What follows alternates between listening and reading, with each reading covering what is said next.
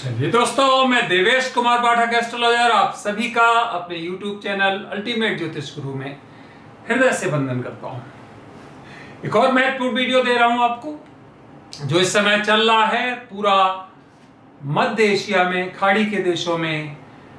क्या उसमें पकने वाला है, क्या समझौता होने जा रहा है या अभी युद्ध इंतजार कर रहा है। तो आज यही महत्वपूर्ण वीडियो है। War is inevitable. इनएविटेबल का मतलब अपरिहार्य, आवश्यक होना ही है। That which can not be avoided, that which can not be avoided. आप कितना भी कोशिश करिए, लेकिन वो घटित होकर रहता है जो इवेंट, उसको हम इनएविटेबल कहते हैं। Inevitable in Asia, wait and watch the drama carefully. ये ड्रामा ही चल रहा है। This is not international diplomacy, this is not international policy. जो आज आप देख रहे हैं वो प्योर ड्रामा का हिस्सा है, और उसके सूत्रधार ट्रंप हैं। आपको मालूम है, उससे बड़ा आज की डेट में कोई भी सूत्रधार नहीं माना जाएगा।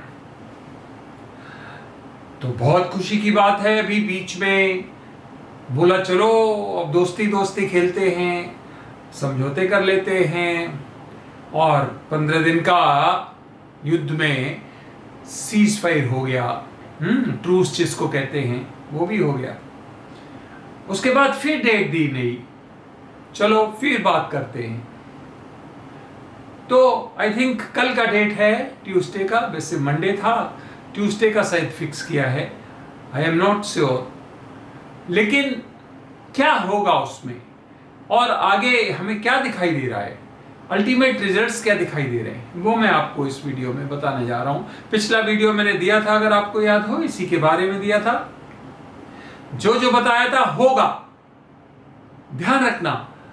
क्यों? क्योंकि ये पर्टिकुलर क्षेत्र मैं 2 साल पहले ही बता चुका हूं, एनर्जाइज्ड है। जब तक इसकी एनर्जी रेडिएट नहीं होगी, समाप्त नहीं होगी, खत्म नहीं होगी, तब तक युद्ध इनएविटेबल है। बड़ी घटनाएं जो हमने वर्णित की हैं, जब तक वो नहीं होंगी तब तक ये ऐसा ही ड्रामा चलता रहेगा। तो चलिए देखते हैं क्या है। आगे बढ़ने से पहले चैनल सब्सक्राइब नहीं किया तो कर सकते हैं आप। उसका कारण है कि यहां पर मैं आपको यूनिक वीडियोस देता हूं, जो दुनिया के ऐसे इवेंट्स होते हैं जिनको कवर करता हूं, युद्ध से संबंधित हो, विभीषिका से संबंधित हो, नेचुरल कैलेमिटीज हो, या आगे विकास से संबंधित हो, अगले 50 साल में क्या होगा, 100 साल में क्या होगा, या अगले 10 साल में क्या होगा, या इस दशाब्दी में क्या होगा। इस तरह की घटनाक्रम को हम इसमें कवर करते हैं, और वो यूनिक वीडियोज होते हैं, किसी कहीं से भी आपको वो मिल नहीं सकते हैं, कोई और स्रोत उसका नहीं होता है, हम उसको पहली बार आपको दिया करते हैं। मैक्सिमम घटनाएं आप देख सकते हैं उसमें। तो चैनल सब्सक्राइब कर लीजिए, और साथ ही साथ अगर वीडियोस और उनका कंटेंट अच्छा लगता है तो लाइक करते रहिए। तो चलिए, क्या है परिस्थिति, ये क्यों कह रहा हूं मैं कि वॉर इज इनएविटेबल। देखिए, इस पूरी खाड़ी क्षेत्र में और इस मध्य एशिया, आप कह सकते हो सेंट्रल एशियन, एक पूरा अगर वाइडली ले हम क्षेत्र, तो यहां पर युद्ध अवश्य संभावी है, होगा ही होगा। रीजन उसका क्या है? बादशाहत। कि बादशाह कौन है? कि सऊदी है। कि बादशाह कौन बनना चाहता है? कि टर्की। टर्की के बारे में बहुत कुछ बता चुका हूं, टर्की इन्वॉल्व होगा, ध्यान रखना। कि ईरान अपने को सबका सरदार बना हुआ देखना चाहता है। तो यहां पर एक्चुअली पैसा बहुत आ गया, इन एरियाज में पैसा बहुत आ गया। और वो पैसा कहां से आ गया? वो नीचे जो मिनरल्स, जो पेट्रोल या पेट्रोलियम पदार्थ जो मिल गए, उनके कारण ये लोग इतने अमीर हो गए, इतने अमीर हो गए कि इनमें बादशाहत की बू आने लगी कि अब हमें नंबर 1 बनना है, हमें अपनी पूरी की पूरी इस कौम का एक मॉनिटरिंग करनी है और बॉस बनना है। और वहीं से ये कार्रवाई शुरू हुई। अमेरिका अपना बीच में चाहता है कि हमारा भी आधिपत्य रहे, हम नंबर 1 है। तो बस वो ही घटनाक्रम चल रहा है। तो ईरान, जैसा कि आपको पता है, 460 केजी के लगभग उसके पास यूरेनियम है संवर्धित। और मैं बहुत पहले बता चुका हूं कि ईरान डेवलप कर रहा है ये बम, और उसने काफी हद तक इसको कर लिया है। आज मैं फिर कह रहा हूं, उसके पास ये बम मौजूद है और उसके पास कुछ बहुत ही अचूक हथियार मौजूद हैं, खतरनाक हथियार जो मास डिस्ट्रक्शन कर सकते हैं। कम से कम इजराइल जैसे देश को अगर वहां तक पहुंच जाए इनका हथियार, तो मूलतः समाप्त कर सकते हैं या बहुत बड़े विकराल समस्या में डाल सकते हैं। तो इसका मतलब क्या है कि ईरान के पास वो है, उसे समाप्त नहीं अभी तक कोई कर पाया है। इन्होंने बहुत कोशिश की लेकिन समाप्त नहीं हुआ। ये ट्रूस, जिसको संधि कहते हो आप, ये कुछ समय के लिए, कुछ कालखंड के लिए, इसको सीज कहते हो, जिसको कहते हो कि अभी युद्ध नहीं होगा, हमने आपस में एक समझौता कर लिया है, कंप्रोमाइज कह सकते हो। तो ये सब दिखावा है, क्योंकि आपको पता है हथियार में कई चीजें चाहिए होती हैं और गोला बारूद चाहिए होता है, तैयारियां चाहिए होती हैं। अब अमेरिका ऑलरेडी यूक्रेन में इंगेज था। जहां भी युद्ध होता है अमेरिका इंगेज रहता है, सबको हथियार देता है, तो प्रोडक्शन भी तो उतना होना चाहिए। तो ईरान के साथ भी वही स्थिति थी कि उसके पास हथियार का जो प्रोडक्शन था वो ऑलमोस्ट बहुत निचले स्तर पर पहुंच गया था। इजराइल को भी हथियार दे दिए, यूक्रेन को भी दे दिए, अन्य देशों को भी दे दिए। तो इसलिए वो एक टाइम मांग रहा था, एक स्पेयर टाइम, जिसमें और हथियार इकट्ठे किए जा सकें और ज्यादा अपनी स्ट्रेटेजी को स्ट्रॉन्ग किया जा सके। और वो अब लगभग करने की स्थिति में आ गया है। पूरे के पूरे उस क्षेत्र में, समुद्री क्षेत्र को उसने घेर लिया है। हमने बताया था समुद्र में युद्ध होगा, पहले लाल सागर बताया था, अगर याद हो, कितना बीभत्स हुआ था। अभी ये पूरा का पूरा जो आप देख रहे हो इस क्षेत्र में, ये बहुत जल्दी आपको लगेगा कि यहां पर भी संघर्ष शुरू हो गया है। एक 22 किलोमीटर का ये रास्ता है, इंटरनेशनल रूट कह सकते हो जिसको आप, वहां पर अब ये परिस्थितियां बनने वाली हैं, क्योंकि अमेरिका कभी नहीं चाहेगा कि वो एकाधिपत्य दे दे किसी भी देश को, खासकर ऐसे 22 किलोमीटर के एक भाग को। और साथ ही साथ अमेरिका ये भी नहीं चाहेगा कि जो संवर्धित यूरेनियम है वो ईरान के पास रहे, वो हर हाल में उसको चाहेगा, क्योंकि इजराइल भी साथ में है। इजराइल को अपने अस्तित्व का खतरा है। अगर ये यूरेनियम उसके पास रहता है तो समझ लो इजराइल का खतरा हमेशा बना रहेगा उसके अस्तित्व के लिए। तो ये पूरा का पूरा क्षेत्र जो है वो वॉर प्रोन एरिया बना हुआ है और ये युद्ध कोई टाल नहीं सकता है। ध्यान दीजिए, इस युद्ध को कोई नहीं टाल सकता है। ये जितने भी मर्सिनरी हैं ईरान के, मर्सिनरी का मतलब जो उसने गुट अपने पाल रखे हैं, चाहे वो हुती हो चाहे हिजबुल्ला हो, इनको सबको अब वो मौका देगा और वो सब अपने अपने आक्रमण जो उनके पास शक्ति है उससे करेंगे। आप देखेंगे हुतीज के अभी समुद्र में और आक्रमण हो रहे हैं, साथ ही साथ ईरान स्वयं आक्रमण करेगा। इसके जो जलपोत लगे हुए हैं, जो इतने बड़े बड़े इसने लगा रखे हैं समुद्र में अमेरिका ने, उन पर देखिए परिस्थितियां थोड़े ही, बहुत ज़्यादा समय नहीं बचा है, थोड़े ही समय में आज समझ सकते हो। 20 तारीख से मैंने आपको बताया था, अप्रैल 20 से 29 तक डेट्स बताई थी, 8 बताई थी, 16 बताई थी, याद होगा आपको। साथ ही साथ 20 से 29 तक बताई थी। तो ये कुछ प्राइम डेट्स, जरूरी नहीं इन्हीं में हो जाए, हाँ होना है, ये जरूर मान के चलिए। वो तो मैंने 29 तक की डेट्स दे रखी है कि दुनिया में उथल पुथल चारों तरफ दिखाई दे रही है।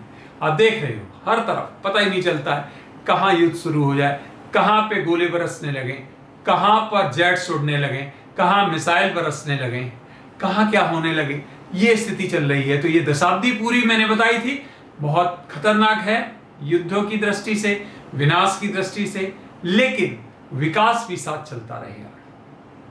तो आप बिल्कुल भी ये छोटे छोटे ट्रूस, छोटे छोटे संधियां, इनसे प्रभावित मत होइए, क्योंकि इनसे कुछ होना नहीं है। युद्ध तो पक्का होना है, हो सकता है थोड़े समय टल जाए।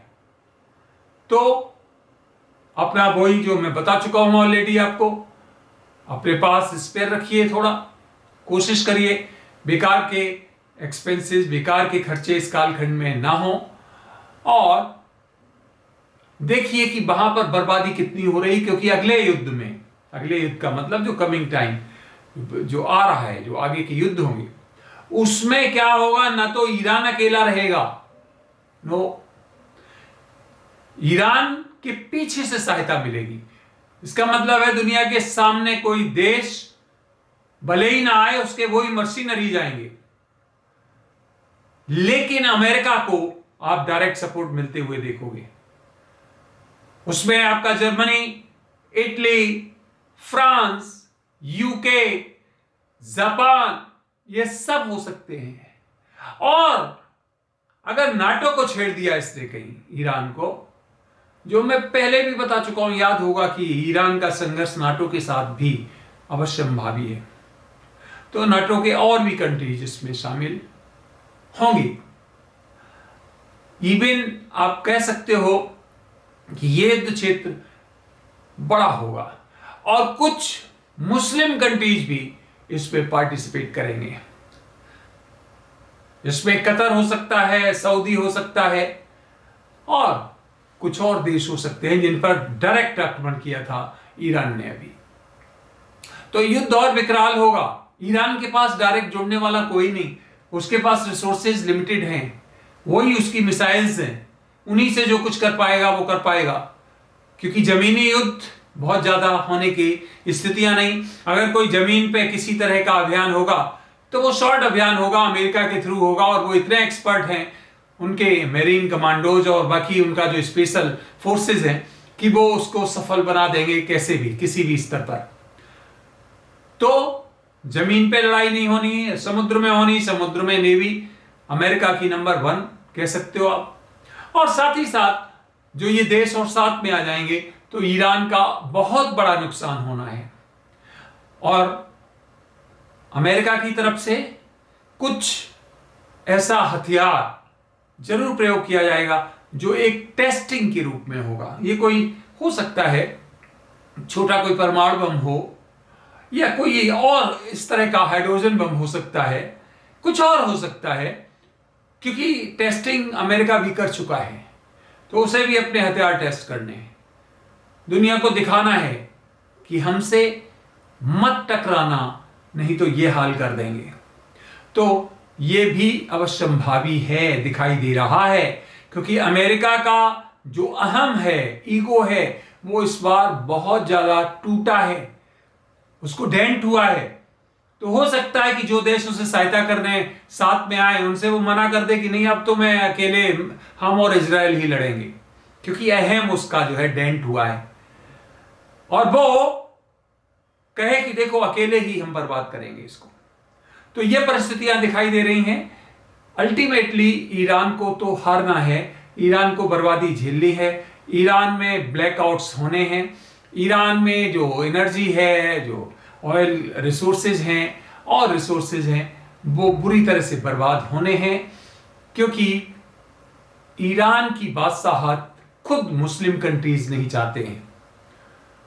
तो जब पड़ोसी, नेबरहुड कहते हो जिसको आप, जब आपका भला ना चाहे तो दूसरे दुश्मन तो आप पर पूरी तरह हावी होने की स्थिति में होते ही हैं, जो ईरान के साथ बिल्कुल साफ दिखाई दे रहा है। तो इसलिए ये वीडियो खासकर मैंने इसीलिए बनाया कि बिल्कुल आप ये मत सोच लीजिए कि अरे अब तो ये युद्ध खत्म, अब कुछ नहीं होगा, अमेरिका ने कह दिया कि हम संधि कर लेंगे और ये सब कुछ, ये सब दिखावा है। अंदर ही अंदर बहुत कुछ चल रहा है, डिप्लोमेसी चल रही होगी इंटरनेशनल लेवल पर, कंट्रीज को प्रभावित किया जा रहा होगा, अपने अपने नए प्लेटफॉर्म्स बनाए जा रहे होंगे, नए हथियार मैन्युफैक्चर हो रहे होंगे, नई स्ट्रेटेजी बनाई जा रही होगी, नए तरह के विन्यास चल रहे होंगे और ये आपको बहुत जल्दी सामने आ जाएंगे कि ये युद्ध एकदम भड़केगा।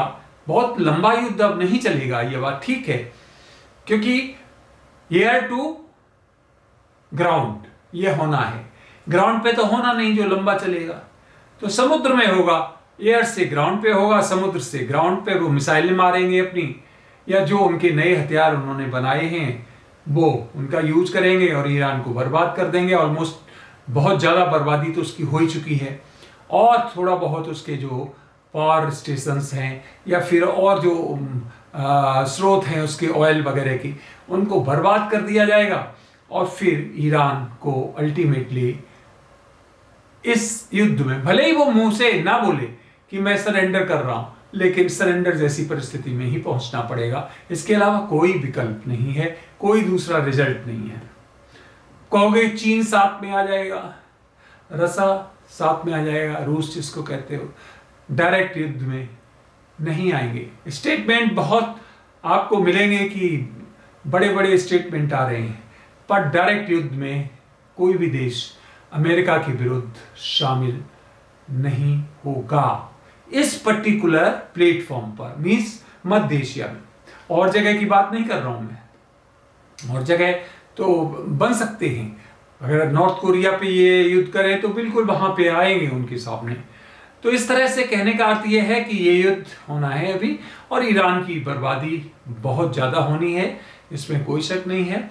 हालांकि अमेरिका के दांत खट्टे अभी तक कर दिए हैं, और आगे भी जो ईरान है वो ऐसे हार नहीं मानने वाला है, वो पलटवार करेगा और वो ज्यादा से ज्यादा इन देशों को जो कि अमेरिका को सहायता करते हैं, भले ही वो मुस्लिम देश हैं, और इजराइल, इन्हीं में अपनी मिसाइल्स छोड़ेगा। मिसाइल उसके पास और खतरनाक रखी हुई हैं, साथ ही साथ ड्रोन्स भी उसके पूरी फौज रखी हुई है, एक तरह से कह सकते हो। और ड्रोन और जल्दी निर्माण कर रहा है, वो सोफिस्टिकेटेड ड्रोन्स कर रहा है, नए नए ड्रोन्स और अभी आपके सामने आएंगे जो लंबी दूरी के होंगे और बहुत खतरनाक किस्म के होंगे। तो वो लगा हुआ है अपने टेक्नोलॉजी को अप्लाई करने में। तो इसका अर्थ यह हो गया कि अभी शांति नहीं दिखाई दे रही है एशिया में, मध्य एशिया में, खाड़ी देशों में, कुछ भी कहिए, जो जो ये देश हैं इनमें अभी और उत्पात मचना है और डिस्टर्ब होना है। तो ये वीडियो खासकर इसीलिए था, मैं आपको जल्द ही और वीडियोस दूंगा। अभी बिल्कुल भी मत जाइए शेयर मार्केट की तरफ, बिल्कुल भी मत जाइए अभी गोल्ड की तरफ और सिल्वर की तरफ, क्योंकि इस समय ये सभी मार्केट सटोरिए चला रहे हैं, अपने अनुसार इसको पूरी तरह से प्रभावित कर रहे हैं। आज कुछ, कल उसका ऑपोजिट। कंसिस्टेंसी मार्केट में नहीं है। हां, आने वाली है, इसमें कोई शक नहीं, कंसिस्टेंसी आएगी और फिर थोड़ा लंबा चलेगी। युद्ध तो दिखाई दे रहे हैं, 2-3 डिस्टर्ब दिखाई दे रहे हैं, लेकिन उसके बाद थोड़ी सी कंसिस्टेंसी दिखाई दे रही है 2-3 महीने की। तो वो हम बताएंगे आपको कि किस समय होगा, जब थोड़ी शांति रहेगी। अभी तो हमें 2-3 जगह पर डिस्टर्बेंस दिखाई दे रहे हैं, लेकिन और जिनके अगेंस्ट दिखाई दे रहे हैं वो देश इतने बेचारे मजबूत नहीं हैं कि उनके बारे में बहुत ज़्यादा वर्णन किया जाए। वो घुटने टेक देंगे जल्दी ही, चाहे वो क्यूबा हो, चाहे आपका अजरबैजान हो या ग्रीस हो, तो इनमें भी संघर्ष की परिस्थितियां बनी हुई हैं, इसमें कोई शक नहीं है। लेकिन अगर होगा भी तो बहुत लंबा संघर्ष नहीं चलेगा। तो फ्रेंड्स, इस वीडियो में इतना ही। मैं आपको अगले वीडियोस में लगातार बताता रहूंगा कि अब कहां परिस्थिति खराब होने वाली है, विकास कैसा होने वाला है, आर्थिक स्थिति दुनिया में क्या रहने वाली है, स्टॉक्स की क्या परिस्थिति होने वाली है, ये सब कुछ कोशिश करूंगा कि एडवांस में मैं आपको बता सकूं। तो ये अपना अमूल्य समय आपने इस वीडियो के कंटेंट्स को देखने के लिए दिया, उसके लिए आप सभी को आभार। अगला वीडियो जल्द ही हम किसी और विषय पर देंगे। तब तक के लिए आप सभी को मेरी तरफ से ओम नमः शिवाय, नमस्कार।